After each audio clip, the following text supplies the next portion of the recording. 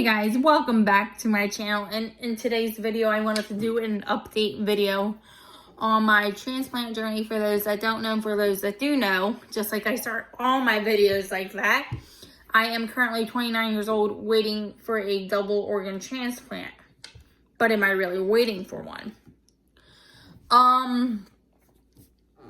There has been a lot of changes. I obviously couldn't go to the hospital because of the whole COVID, so everything was FaceTime with all my appointments and so on and so forth, unless I had a test or some type of imaging that they needed to do. I would then go to the hospital, physically go to the hospital. Blood work I could have gotten done at any type of a lab corpse around where I live. So, today, I wanted to do an updated video on my transplant journey and where I'm at and with where do I stand with this whole transplant. Am I getting a transplant? What is going on? What are my choices? What are my options? If you guys don't know, I'm actually waiting for 2 organs, a heart and a liver. So I do see a GI doctor every 3 months, and I see a intravenous radiologist every 3 months, and I love all of my doctors. And on just last Thursday, I had an appointment with not last Thursday, I lied, was it the Friday?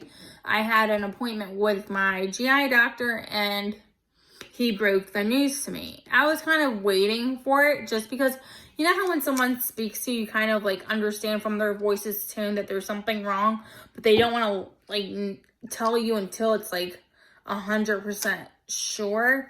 So I was like, okay, whatever. So he goes, do you know what's going on with the transplant? And I said, what are you talking about? No, like I was told that they're waiting for more test results.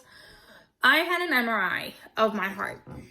Apparently, people, I don't want to say this wrong, but people who have congenital heart defects, your heart can make extra vessels or something like that. Blood vessels, maybe. I could be wrong, but I know something with some type of like vessels. And so they check that frequently to see if there's any new ones, or the more there is, the harder your transplant will be. The less it is, the more easygoing and smooth it would go. That's what I'm thinking, doctor mentality wise. I'm not a doctor. I did not go to school for medicine. But I was told that they're still waiting. He asked me and I asked him, like, he had no idea. I had no idea. I was told that they're still waiting to hear back from the surgeons that's actually going to perform my transplant. Now, am I on the list? Am I on the list? Apparently, I am unactive on the heart, and I'm also automatically unactive on my liver, just because they can't do the liver by itself. So currently, I am not on the transplant list until they have an idea of what they're going to do.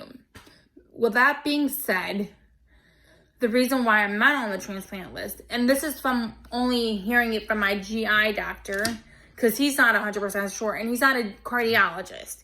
He's only understanding from like GI perspective / like people who have congenital heart defects. Like he only knows a fraction of a little bit of a heart person and their complications and how they can harm the liver. So he's kind of taking everything with a grain of salt. So with that being said, I found out I was unactive on the heart. And I believe due to my heart problem that there's so many blood vessels or new blood vessels that developed. Obviously, it's not bothering me. I'm still doing me. I'm still doing what I need to do, up and running, out and going, in and out, whatever. But what happened is, apparently, they're still waiting. He's still waiting on the results too. But I was told, I think that the more vessels, the more harder the surgery is going to be, like just like I said in the beginning. And due to that, he said, I should say, not they, he said that if we crack you open, it would be for no reason, because we wouldn't know what to do. I was shocked. I was like, whoa, buddy, like, he goes, it would be wasting your time, it would be wasting our time, it would be wasting the organ itself. And I agree, like, if it can't go to me, let it go to somebody that needs it. You know, if you can't perform it on me, please take it away and give it to somebody else, you know?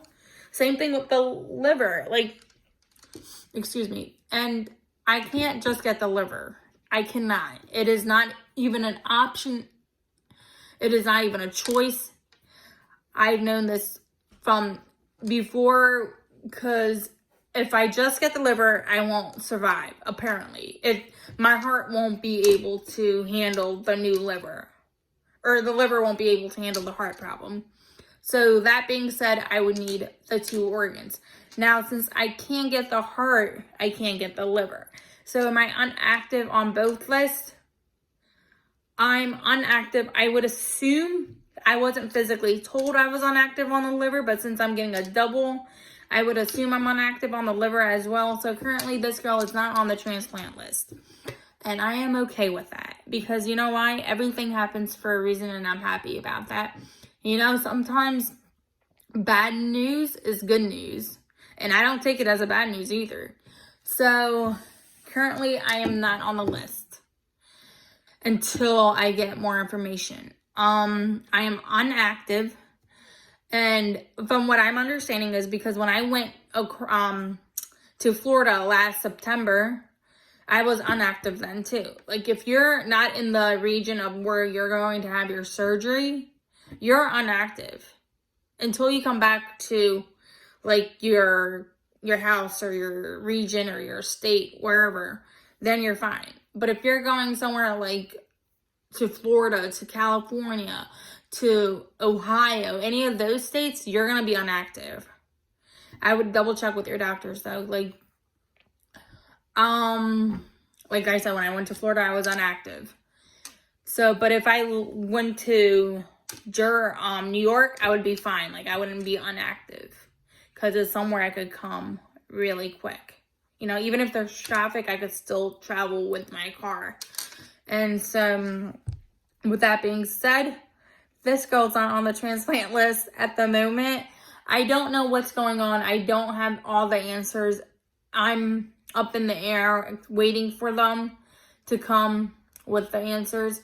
And I personally don't think the doctors know what they're doing at the moment, which is okay with me. Which is okay. Because at the end of the day, they're human beings too. It's okay not to have an answer. Sometimes, like I said, no answer is a good answer. So until I hear more from it, I will update you guys. But as of right now, I am not on the transplant list, unfortunately, until I hear further notice. I was kind of expecting this, just because, you know how when somebody talks to you, especially if you know them so well, you kind of like you can kind of like have a feeling that there's something wrong through their voices, but they still try to stay calm. I hint some type of like feeling like that. Like, I felt something was wrong, because I was told in June, like, after it's been my 1-year anniversary, they said, like, you're going to get a couple of tests done. Once those tests get done, then you will be moved to the top of the list. But we will contact you once we get those test results.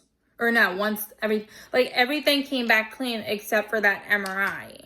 And I believe they're still waiting for the surgeons to come together. And come together, meaning, like, I was also told by my GI doctor that they're going to have a group meeting of what they could do to help me. Maybe I might have to not have a transplant at all and just have constant treatments to control my tumor in my liver. There might be another way, you know. God knows I'm not complaining, you know. Alhamdulillah for everything. You know, I love my life. And you guys might be sick and tired of hearing me saying that, but, like, I didn't want a transplant, and maybe God heard my voice, you know? Until then, I'll see you guys in my next video. Love you guys. Bye, guys.